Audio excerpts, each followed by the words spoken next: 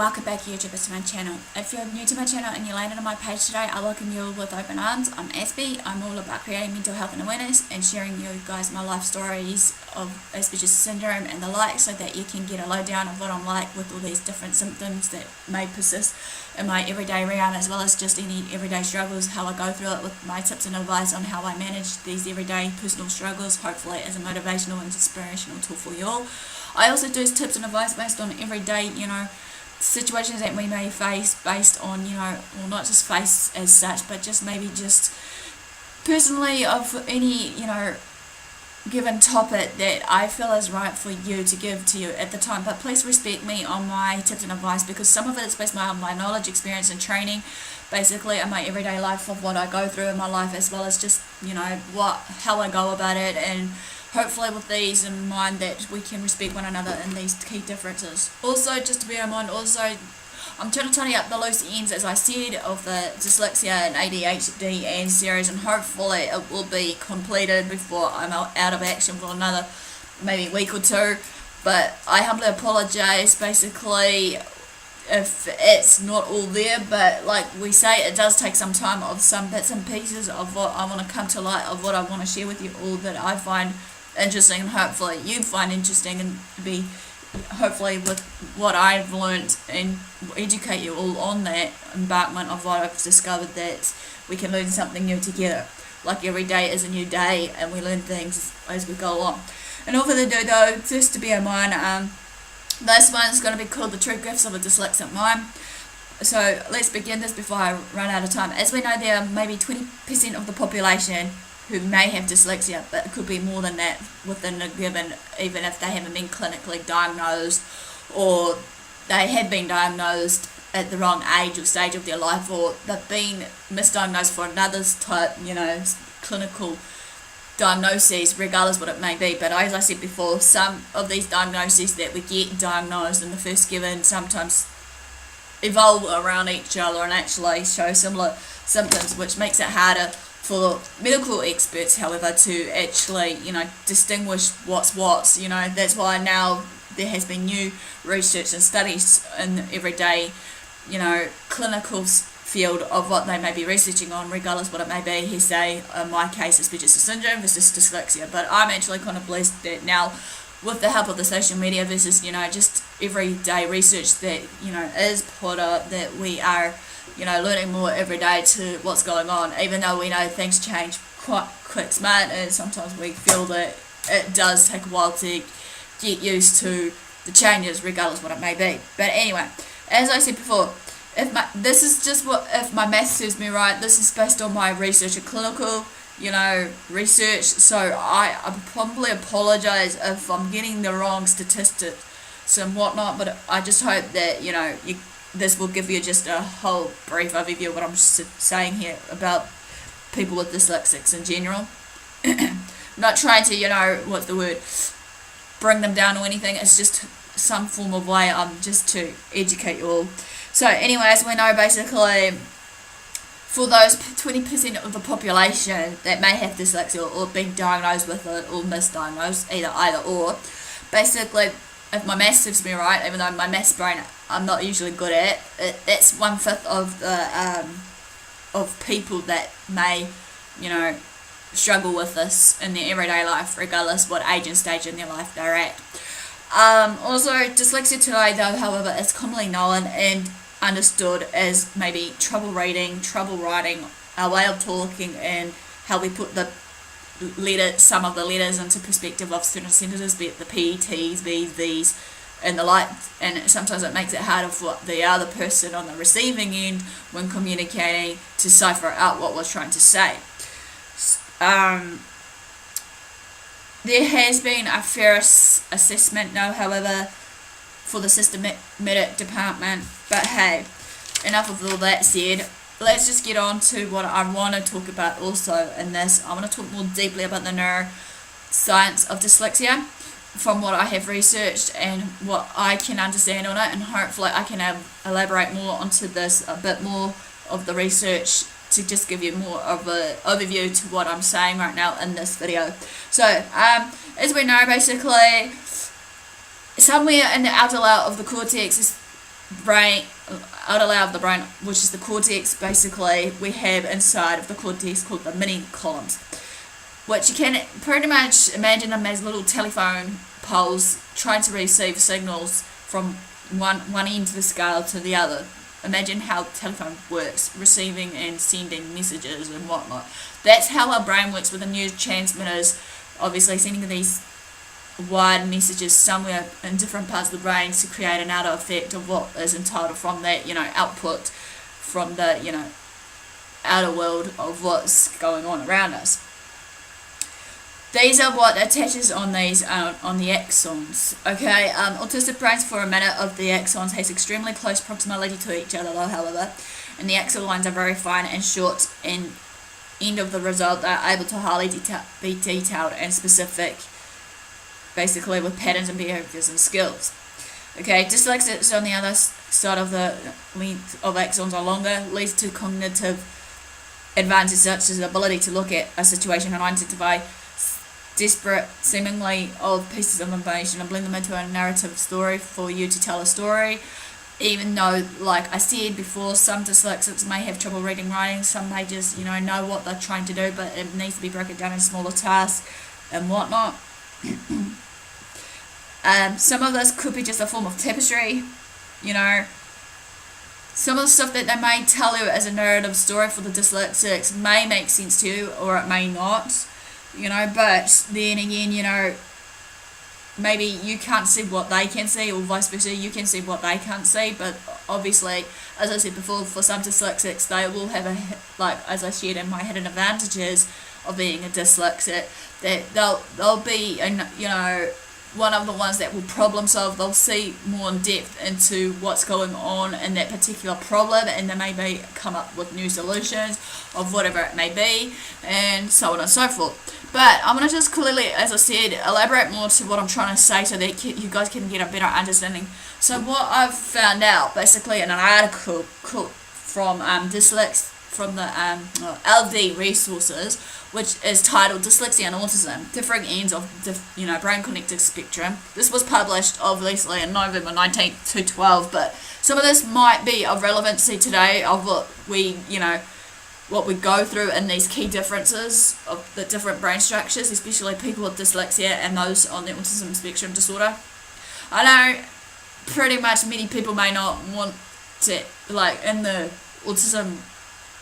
autistic community I've been on, may not like to hear the word autistic spectrum disorder, even though for that form of food for thought before I continue on. The reason being is because even though with that I feel that it covers all areas of people with different forms of autism, or Asperger's syndrome, and, anything in between. But anyway, just to carry on here, a guy called Dr. Manuel Casanova is from the University of Louisiana, and he's obviously, a neuroscientist in the Department of Psychiatry.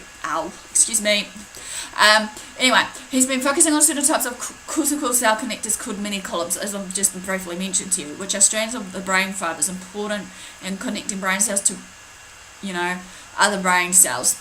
Like I said, those neurotransmitters, as well as, all these other important features of our brain, because as we know, the brain is our real complex organ of the body that tends to do a lot more than we realize. Apparently, it's not surprising, however, to me, from what I've researched, as well as maybe many others that may have researched this, people with dyslexia may show an opposite pattern of connectivity than the people that are on that autism spectrum, as I just mentioned. Okay, but pardon the expression or the figure of speech I'm going to say here, but dyslexic brains favour longer connections at the expense of the shorter ones, whereas on the ultimate scale for people on the autism spectrum, as I said before, it's vice versa. They're the shorter connectors. Okay. The longer ones, obviously, for the ones that are dyslexics and the brains of people with, shall we say, dyslexia in general, will indicate an easier time with bigger picture thinking and abstracting information and collecting that information and piece it together like problem solvers. No trouble at all. They go with ease. But then again, The short connectors, however, on the other hand, conversely might make short and more localized connections. Excuse the writing, what I'm trying to read here. Other studies may also indicate, though, however, that brains of people with ASD are inefficient with making the larger generalized connections between more distant areas of the brain. This will help explain why people with the short connected type of brain structure may see small details easily but not quickly put together in the social meaning, I should say. Okay. People with dyslexia also have longer fibers and parts of the brain involved in the language processing. Okay. The researchers that has researched this theory of the neuroscience behind this believes that this will lead to differences in the way how the brain develops in early life and how the brains will adapt somehow as efficiently to the process of learning to read, write, and whatever other part of the brain that dyslexics needs right now, to gather all that. These adaptations, however, have been shown in studies of early brain development in children without any learning disabilities, and but in short, dyslexic brains are structured so that they most likely develop a less efficient reading circuit. This is what Casanova, the guy I've just briefly mentioned of the neuroscience guy, has mentioned. This will explain to why children with dyslexia have difficulty sounding out words despite normal or superior cognitive skills. Okay, another one is basically like many people get confused between the days these days after reading this post. It's clear now that they are, however, different, just to bear in mind, hopefully some of this has cleared up some of the confusion or misunderstanding to it, but like I said, I'll hopefully link some of the stuff that I've researched on this, because there's so much more research that's going on right now based on the neuroscience of dyslexia and many other disorders out there, especially autism spectrum disorder. So hopefully, in saying that though, of what I've just briefly mentioned, this will lead to 4 successful career paths that many dyslexics might choose, be it like number 1, the arts, number 2, like entrepreneurship, number 3, engineering, and number 4, basically architecture, because that's where they're at, because they're all about creativity of the mindset, where their brains are, or what have you.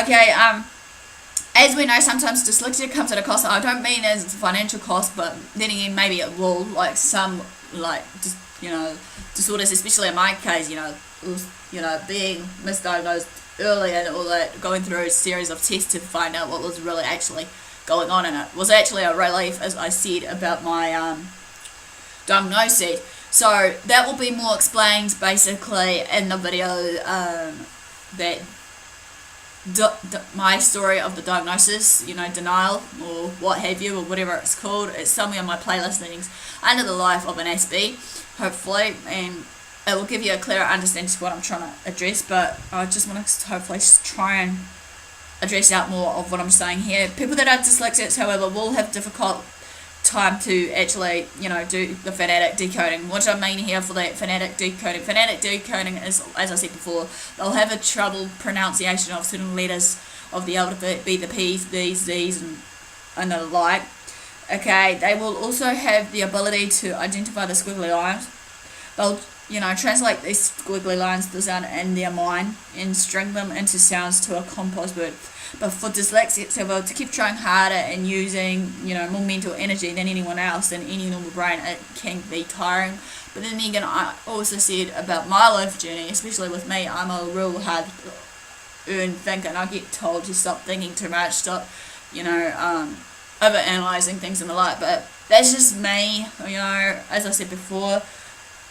If you understood where I'm coming from on all this, then you'll know more to what I'm saying. But you should be able to get to know me more of a person, either outside the channel or inside the channel, with just following me along with some of my video series of my everyday struggles and how I go about it, regardless. Even though yes, I get a lot of smack on the hand on how people may talk to me. However, another one, however, is basically society may rely on a apprentice-like model of certain things that is based on the educational system what they've put in place. Regardless, people may learn from observing, and as we know, many people maybe are tactile learners, they're hands-on, and they learn with their hands as well as just the, think and visualize and whatever else of the everyday different type learners. And, basically, as I said, 20% of the population dyslexic may experience incredibly hard time to read. Shroud of Shame by Dr. Huffman wrote the book. I don't know if I should address what bits about it, but what I know of is basically many people with dyslexia will be burdened with shame, as well as just many other people in general will be burdened and riddled with shame. And there will be some negative reinforcements, negativity, negative doubts, negative thoughts, patterns running through people's spines in their everyday lives. It can be not just for dyslexics, it can be anyone in general, regardless. But in dyslexics, however, they also get the label mentality they're too lazy. If they weren't that lazy, they can try harder to, succeed. Basically, like, they get all these kind of throwbacks of, statements and more. Basically, I think I've done one on what not to say to the dyslexic versus what to say to the dyslexic. So please, if you guys are following me and are trying to find that maybe just to get a clearer understanding, feel free to actually let me know if it's in there or not. And if not, I can actually gladly do my research again and actually, share out what I feel to address out on that part of it. As we know, basically, many of us will, 9 times out of 10, have all these labels that people throw out at us, regardless, that we're lazy, we're dumb, we're stupid, and the like. And it builds up, so much stress, so much of us feeling less worthy of ourselves. We just feel ourselves feel less of everything, and that our self-esteem and everything in between that will obviously run on the low, and it leads to people getting depressed, so tired, and also just the negative impact of it. They'll probably end up believing what they're hearing, and they'll just feed on that, regardless whatever it may be, of what has been dished out at them, of that form of label mentality. Sometimes for some dyslexics, especially with me, as I said in one of my life journey, with my Asperger's syndrome, many of us may, compare other children that are normal, or try to be normal, and many of us may gravitate to the idea of a status quo that we want, or some form of identity between us. Do we want to be nerdy? Do we want to be geeky? Do we want to fit into the, a bitch? Excuse my term, but there was one in the status quo of that, the bitches, the bros, and all the like. I could be wrong how I distinguished the label mentality of what it was in the status quo of basically in my day of school, but I know for a fact, like, in general, what I've experienced, like I shared in one of my videos, it was not all hunky-dory for me. I had a few ups and downs and a few struggles through some, everyday teachers that either A, didn't understand me or didn't want to understand me, but they knew there was something wrong, but they couldn't put their finger on that time frame, regardless what it may be. Or it could be other reasoning behind it, but I am not going to prejudge them for that. But I just, feel that, these day and age, we need to really dispel everything about, regardless dyslexia, regardless Asperger's syndrome, autism, and the like, people are the same when we're not, and that we, can stand out to be born to be different. But anyway, Albert Einstein, basically, he was dyslexic, as we know. There's many other famous people that are dyslexic. There's like Bill Gates. There's the one from Apple, Steve Jobs. He was dyslexic, obviously. The founder of Apple I think he was a founder. Forgive me from my research with memory bank from what I've researched. And there are many others. Like I said, you never know until you realise that maybe you have it as well, of certain everyday, diagnosis of what I've shared, be it Asperger's syndrome, dyslexia, and the like. There has been some methodology, though, however, of basically I can't remember what it's actually called from memory on the tip of the tongue. I've got it left in blank, but I might have to do more research to what I'm saying, so hopefully we can understand each other. Is the social emotional learning and something methodology. Also, which this will mean basically, what it means is sequencing and time management versus your emotional intelligence. It's not all about our intelligence, how intelligent we are based on the dyslexia scale. It's about, like any condition, it's about how we bring out and shine out our difficulties and actually make them into the opposite effect of it all. Positive reinforcement, though, however, we can maybe take the subject matters that we disliked in school maybe and distill them at an age appropriate school level despite it all, because obviously as I said before, and the one before this, if it's, even though it's should be up there soon, stop climbing, start swimming basically, of the hidden adventures of a dyslexic. Hopefully that will give you more of a lowdown of what I'm saying, but I've run out of words here, what I'm trying to say here basically, so bear with me. I was trying to recall everything from what I can recall of my research, so I humbly apologise in advance basically.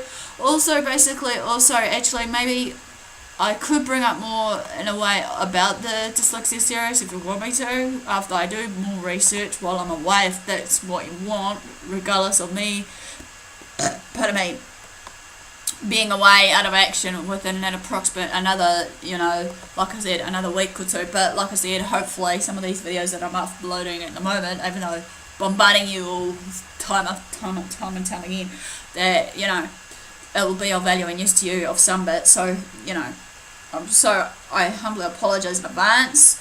But as you know, people's schedules change now and again. It's all about interacting, letting each of us know what's going on, like I said, communicating one way or another. But anyway, that is what I can think of right now about the true gifts of a dyslexia mind, of the neuroscience of the autistic versus the dyslexic brain, especially the dyslexia brain.